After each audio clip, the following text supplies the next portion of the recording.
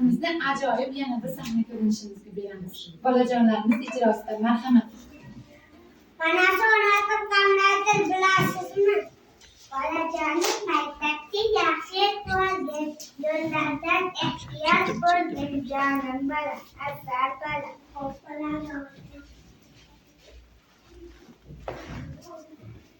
Men maktabdan qaytganimda bolajonim yaxshi keldingmi? O'qishlaring yaxshimi? Necha baho olding? 5. Anne kaçıp gitti. Çıkayıp geldi.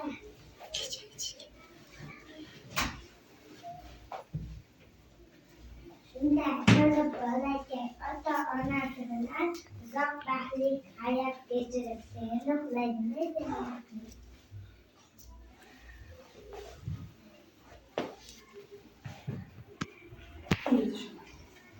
Mana sonradan meni hakiki onadanımdır. Sizga ketganda singib sinovlarga o'tib izlayib urinadigan orzuga sho'ng'ir davlat tilim olgan tilimga. Ona tilim, o'zbek tilim, jon tilim, o'zbek elbabek jonim, xon tilim, ona sita, ballaqinga jon tilim, o'zbek elim, ona tilim, o'z tilim. Xalqning yuragi, dil elning shoni ori, ona tilini e'zozla, uni suygan faxri. Tilim bilan faxrlanim, elim bilan yetishim, ona tilim bevahodir, abadiy barhayot.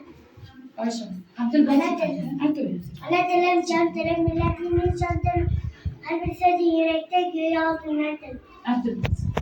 O'zbek tili naqadar go'zal, bu tilda shoirlar kuylagan g'azal, quloqqa yoqimli suyun desa, sen mening faxrimsan ey ona tilim.